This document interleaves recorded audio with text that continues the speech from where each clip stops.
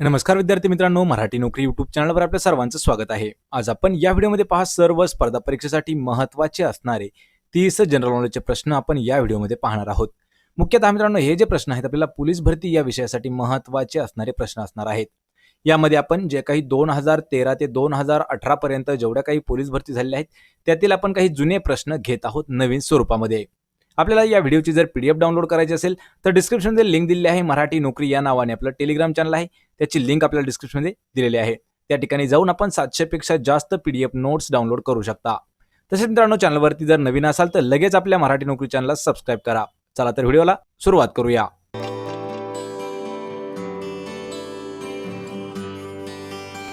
तर पहा, प्रश्न पहिला आहे, अभिनव भारत ही संघटना खालीलपैकी कोणी स्थापन केली आहे? मित्रांनो, प्रत्येक प्रश्न हा जो आहे हा महत्त्वाचा प्रश्न असणार आहे आणि प्रत्येक प्रश्नाचं उत्तर आपण कमेंट करून द्यायचं आहे। 3 ते 5 सेकंदाचा आपल्याकडे वेळ देखील असणार आहे, म्हणजे एक प्रकारे आपलं रिव्हिजन देखील होत आहे। तर पहा, अभिनव भारत ही जी संघटना आहे ही कोणी स्थापन केली आहे? याचं उत्तर आहे पर्याय क्रमांक 4, स्वातंत्र्यवीर सावरकर यांनी स्थापन केलेली संघटना आहे पहा अभिनव भारत। मित्रांनो, हा जो प्रश्न आहे पहा हा 2016 साली विचारण्यात आलेला होता। प्रश्न क्रमांक 2 आहे, चितगाव येथील शस्त्रागारावरील हल्ल्याची योजना कोणी आखली होती? पहा, चितगाव या ठिकाणी म्हणजे चितगाव कट किंवा चितगाववरील जो शस्त्रागारावरील हल्ला झाला होता आणि त्याचा जो प्लॅन होता म्हणजे त्याची जी योजना होती ती कोणी आखलेली होती? याचं उत्तर आहे पर्याय क्रमांक 3, सूर्यसेननी आखलेली योजना होती चितगाव कटावरील। पर्याय क्रमांक 3 योग्य उत्तर आहे। प्रश्न क्रमांक 3 आहे, लंडन येथील इंडिया हाऊसची स्थापना खालीलपैकी कोणी केली आहे? तर मित्रांनो, आपण एक व्हिडिओ असा घेतलेला आहे की त्यामध्ये पहा जेवढ्या काही संस्था आहेत आणि त्यांचे जे संस्थापक आहेत आपण त्यांचा एक व्हिडिओ घेतलेला आहे, त्याची लिंक आपल्याला डिस्क्रिप्शनमध्ये दिलेली आहे। तर आपल्याला सांगायचं आहे की लंडन या ठिकाणी इंडिया हाऊसची स्थापना झाली, तर ती कोणी केली होती? याचं उत्तर आहे पहा पर्याय क्रमांक 3, पंडित श्यामजी कृष्ण वर्मा यांनी इंडिया हाऊसची स्थापना केली होती। कोणत्या ठिकाणी? पहा, लंडन या ठिकाणी इंडिया हाऊसची स्थापना केली होती। कोणी? पंडित श्यामजी कृष्ण वर्मा। पर्याय क्रमांक 3 अचूक उत्तर आहे। प्रश्न क्रमांक 4 आहे, कोल्हापूर संस्थानात कोणी जातीभेद निर्मूलनासाठी भरीव कार्य केले आहे? पहा, कोल्हापूर संस्थान आहे आणि यामध्ये जातीभेद निर्मूलन म्हणजे जातीभेदी दूर करण्यासाठी महत्त्वाचं कार्य कोणाचं होतं? याचं उत्तर आहे पर्याय क्रमांक 4, छत्रपती राजर्षी शाहू महाराज यांनी कोल्हापूर संस्थानामध्ये लक्षात ठेवायचे जातीभेद निर्मूलन म्हणजेच संपुष्टात आणण्यासाठी जातीभेद भरीव म्हणजे महत्त्वाचं कार्य केलेलं आहे शाहू महाराजांनी। पर्याय क्रमांक 4। प्रश्न क्रमांक 5 आहे, शेतकऱ्यांनी 1918 मध्ये कोणत्या जिल्ह्यात साराबंदीची चळवळ सुरू केली होती? पहा, कधी? 1918 या वर्षी कोणत्या जिल्ह्यामध्ये साराबंदीची चळवळ सुरू केलेली होती? उत्तर आहे पर्याय क्रमांक 2, तर खेडा हा जो जिल्हा आहे या जिल्ह्यामध्ये पहा 1918 या वर्षी जे काही शेतकरी होते त्यांनी साराबंदी चळवळ ही एक सुरू केली होती। पर्याय क्रमांक 2 खेडा जिल्हा आहे। प्रश्न क्रमांक 6 आहे, कोणत्या कमिशनच्या विरोधात केलेल्या निदर्शनात जखमी झालेले लाला लजपतराय यांचा मृत्यू झाला? पहा, लाला लजपतराय यांचा मृत्यू झाला, तो कधी झाला लक्षात ठेवायचंय। एक असं कमिशन होतं की त्याच्या विरोधात एक निदर्शन केलं होतं, तर त्या ठिकाणी ते जखमी झाले होते आणि त्यांचा मृत्यू झाला, तर आपल्याला ते कमिशन सांगायचं आहे। याचं उत्तर आहे पहा पर्याय क्रमांक 3, तर सायमन कमिशनच्या विरोधामध्ये लक्षात ठेवायचं एक निदर्शन केलं होतं आणि त्यामध्ये लाला लजपतराय हे जे आहेत हे जखमी होऊन त्यांचा मृत्यू झाला होता। पर्याय क्रमांक 3 सायमन कमिशन। प्रश्न क्रमांक 7 आहे, जे उपकरण यांत्रिक ऊर्जेचे रूपांतर विद्युत ऊर्जेत करते त्याला काय म्हटलं जातं? पहा मित्रांनो, महत्त्वाचा प्रश्न आहे। यांत्रिक ऊर्जेचं रूपांतर कशामध्ये? विद्युत ऊर्जा। लक्षात ठेवायचंय यांत्रिक ऊर्जा त्याचं रूपांतर होतं विद्युत ऊर्जेमध्ये, त्याला काय म्हटलं जातं? याचं उत्तर आहे पर्याय क्रमांक 4, तर त्याला जनरेटर असं म्हटलं जातं। पहा, जनरेटर म्हणजे काय की जे असं यंत्र जे यांत्रिक ऊर्जा जी आहे त्याचं रूपांतर म्हणजे त्याला कन्व्हर्ट करतं विद्युत ऊर्जेमध्ये। पर्याय क्रमांक 4 योग्य उत्तर आहे जनरेटर। प्रश्न क्रमांक 8 आहे, खालीलपैकी नंदुरबार जिल्ह्याच्या सरहद्दीवरून वाहणारी नदी कोणती आहे? पहा, नंदुरबार जिल्ह्याच्या सरहद्द म्हणजे त्याच्या नंदुरबार जिल्ह्याच्या हद्दीमधून सरहद्दीवरून किंवा बॉर्डरमधून वाहणारी नदी कोणती आहे? याचं उत्तर आहे पहा पर्याय क्रमांक 1, नर्मदा नदी ही जी आहे ही नंदुरबार जिल्ह्याच्या सरहद्दीवरून वाहणारी नदी आहे। पर्याय क्रमांक 1 योग्य उत्तर आहे नर्मदा नदी। प्रश्न क्रमांक 9 आहे, हिमालय हा कोणत्या प्रकारचा पर्वत आहे? पहा, हिमालय जो आहे तो कशा प्रकारचा एक पर्वत आहे? आपल्याला मित्रांनो कमेंट करून प्रश्नाचं उत्तर द्यायचं आहे। पोलीस भरतीसाठी हे सर्व प्रश्न आपल्याला इम्पॉर्टंट ठरणार आहेत। याचं उत्तर आहे पर्याय क्रमांक 2 वली पर्वत। लक्षात ठेवायचे हिमालय जो आहे हा वली पर्वताचा एक प्रकार आहे। पर्याय क्रमांक 2। प्रश्न क्रमांक 10 आहे, भारताने 1969 मध्ये कोणत्या ठिकाणाहून पहिला अग्निबाण अवकाशात सोडला होता? पहा, भारताने 1969 साली यावरती मित्रांनो अल्टरनेट प्रश्न आपल्याला असा विचारला होता की भारताने कोणत्या वर्षी पहिला अग्निबाण अवकाशात सोडला होता. वर्ष आहे पहा 1969. या वर्षी पहिला अग्निबाण जो आहे तो अवकाशात सोडला होता. तर तो कोणत्या ठिकाणाहून सोडलेला आहे? याचं उत्तर आहे पर्याय क्रमांक 3 थुंबा या ठिकाणाहून भारताने 1969 साली आपला पहिला अग्निबाण लॉन्च केलेला आहे. पर्याय क्रमांक 3 आपलं उत्तर असणार आहे थुंबा.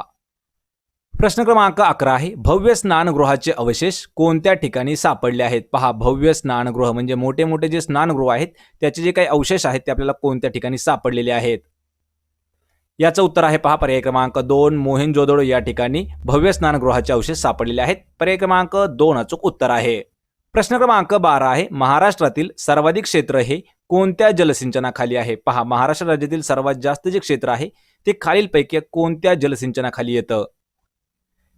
उत्तर आहे पहा पर्याय क्रमांक 1 विहीर जलसिंचनाखाली येणारं महाराष्ट्रात सर्वात जास्त क्षेत्र आहे. पर्याय क्रमांक 1 आपलं उत्तर असणार आहे.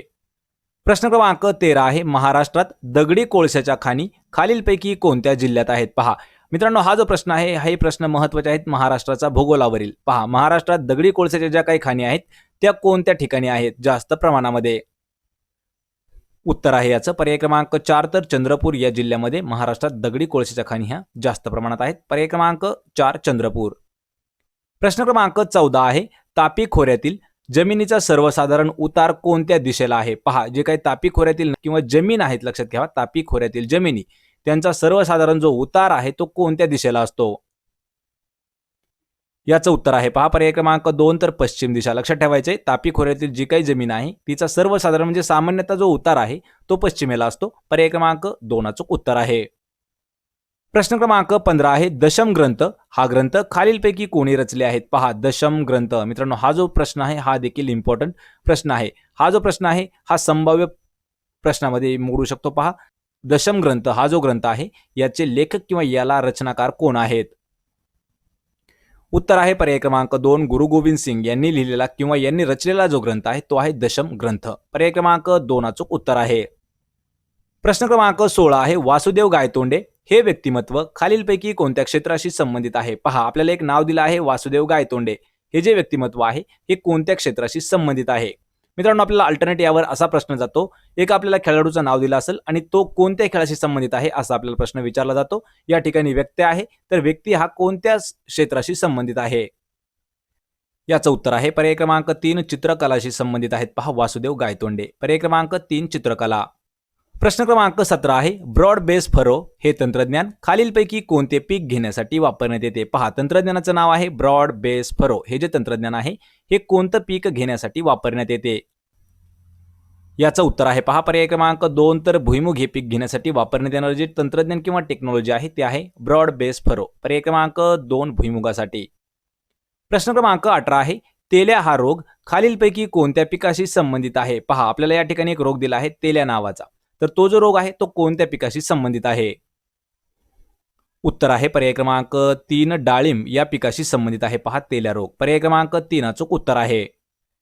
प्रश्न क्रमांक 19 आहे पुणे करारासाठी कारणीभूत ठरलेला जातीय निवाडा कोणी जाहीर केला होता? पहा, पुणे करार जो झाला तो त्यासाठी महत्त्वाचा जो कारणीभूत ठरलेला एक निवाडा होता किंवा एक घटना होती ती आहे जातीय निवाडा. तर हा कोणी जाहीर केलेला आहे? याचं उत्तर आहे पहा पर्याय क्रमांक 2 रॅम्स मॅकडोनाल्ड यांनी जातीय निवाडा हा जाहीर केला होता. लक्षात ठेवायचे. आणि हा जो जातीय निवाडा आहे हा पुण्याच्या करारासाठी कारणीभूत ठरलेला एक घटक होता. पर्याय क्रमांक 2 रॅम्स मॅकडोनाल्ड यांनी जाहीर केला होता. प्रश्न क्रमांक 20 आहे नीरज चोप्रा हा खेळाडू कोणत्या खेळाशी संबंधित खेळाडू आहे? मित्रांनो, हा प्रश्न असणार आहे पहा करंट अफेअर 2021. कारण पहा 2020चं जे ऑलिम्पिक झालेलं आहे ते 21 या वर्षात घडलेलं आहे आणि यावर हा महत्त्वाचा प्रश्न आहे. तर नीरज चोप्रा कोणत्या खेळाशी संबंधित खेळाडू आहे? याचं उत्तर आहे पहा पर्याय क्रमांक 3 भालाफेक या खेळाशी संबंधित आहेत. पहा, नीरज चोप्रा. वय आहे पहा 23 वर्ष आणि 2020 टोकियो 2020 जे ऑलिम्पिक झालं ते घडलेलं आहे 2021 या वर्षामध्ये आणि भारताला पहिलं गोल्ड मेडल मिळवून दिलं आहे नीरज चोप्रा यांनी 2021 किंवा 2020चं. लक्षात ठेवायचं. यावरती आपल्याला प्रश्न असा विचारला जाऊ शकतो की मीराबाई चानू ह्या कोणत्या खेळाशी संबंधित आहेत? तर मीराबाई चानू हे ज्या आहेत ह्या भारताचे एक वेट लिफ्टर आहेत. पर्याय क्रमांक 3 याचं उत्तर असणार आहे भालाफेकीसाठी आहेत नीरज चोप्रा. प्रश्न क्रमांक 21 आहे भारतातील सर्वात मोठ्या खाऱ्या पाण्याचे सरोवर कोणते आहे? पहा मित्रांनो, हा देखील प्रश्न इम्पॉर्टंट आहे. सर्वात मोठं खाऱ्या पाण्याचं सरोवर कोणतं आहे भारतातील? याचं उत्तर आहे पहा पर्याय क्रमांक 4 चिल्का सरोवर हे जे आहे हे खाऱ्या पाण्याचं भारतातील सर्वात मोठं सरोवर आहे. आणि मित्रांनो लोणार सरोवर जर सांगायचं झालं तर पहा जिल्हा आहे लोणार सरोवराचा बुलढाणा, महाराष्ट्र राज्य आहे, बुलढाणा जिल्हा आहे. आणि हे जे सरोवर आहे लक्षात ठेवायचं हे उल्कापातामुळे घडलेलं भारतातील एक सरोवर आहे लोणार सरोवर. तर बुलढाण्याचे जे काही विद्यार्थी आहेत त्यावर हा प्रश्न मित्रांनो लक्षात ठेवायचा आहे. लोणार सरोवर हे जे आहे हे खाऱ्या पाण्याचं सरोवर आहे आणि आहे हे कोणत्या जिल्ह्यात? बुलढाणा या जिल्ह्यामध्ये. प्रश्न क्रमांक 22 आहे कोरोना व्हायरस पासून होणाऱ्या रोगास काय नाव दिले गेले आहे? पहा कोरोना व्हायरस जो आहे लक्षात ठेवायचं आहे कोरोना हा जो व्हायरस आहे हा जवळपास 2019 वर्षापासून संपूर्ण जगामध्ये पसरत आहे आणि या व्हायरसपासून जो आजार किंवा रोग होतो त्याला काय नाव देण्यात आलं आहे? याचं उत्तर आहे पर्याय क्रमांक 1 तर त्याला कोविड-19 असं नाव देण्यात आलं आहे. लक्षात ठेवायचे कोविड-19 का? तर कारण 2019 मध्ये हा रोग सुरू झालेला होता. प्रश्न क्रमांक 23 आहे पेटीएम. लक्षात ठेवा पेटीएम याचे संस्थापक खालीलपैकी कोण आहेत? म्हणजे पेटीएमची जी कंपनी आहे किंवा वेबसाईट आहे किंवा ऍप्लिकेशन आहे याचा शोध कोणी लावला आहे? पेटीएम. लक्षात ठेवा महत्त्वाचा मित्रांनो प्रश्न आहे. या ठिकाणी आपल्याला असेही प्रश्न विचारले जातात, एखादी कंपनी देतात आणि कंपनीच्या समोर त्याचे जे संस्थापक आहेत कंपनीचे ते देतात, तर आपल्याला ते देखील ओळखायचं आहे. या ठिकाणी आपल्याला पेटीएम अशी कंपनी दिली आहे, याचे संस्थापक कोण आहेत? याचं उत्तर आहे पहा पर्याय क्रमांक 1 विजय शेखर शर्मा हे जे आहेत हे पेटीएमचे संस्थापक आहेत. पर्याय क्रमांक 1. आणि जेफ बेजोस हे जे आहेत लक्षात ठेवायचं हे अमेझॉन या कंपनीचे संस्थापक आहेत. या ठिकाणी प्रश्न आपल्याला असा विचारला जातो, या ठिकाणी मायक्रोसॉफ्ट अशी कंपनी एक देतात. लक्षात ठेवायचं ही कंपनी महत्त्वाची कंपनी आहे मायक्रोसॉफ्ट आणि याचे जे संस्थापक आहेत ते आहेत पहा बिल गेट्स मायक्रोसॉफ्टचे संस्थापक आहेत. कधी कधी आपल्याला फेसबुक दिलं जातं, तर फेसबुक याचे जे संस्थापक आहेत ते आहेत पहा मार्क झुकेरबर्ग हे जे आहेत फेसबुकचे संस्थापक आहेत. पण या ठिकाणी प्रश्न आहे पेटीएम त्याचे संस्थापक आहेत विजय शेखर शर्मा. प्रश्न क्रमांक 24 आहे क्योटो प्रोटोकॉलमुळे प्रसिद्धीस आलेले क्योटो हे जे शहर आहे हे कोणत्या देशात आहे? मित्रांनो यापूर्वी आपण एक व्हिडिओ घेतला होता, त्यामध्ये मिस्टेकमध्ये आपण हा प्रश्न थोडासा चुकीचा घेतलेला होता, तर त्याचं उत्तर आपण यामध्ये बरोबर केलेलं आहे.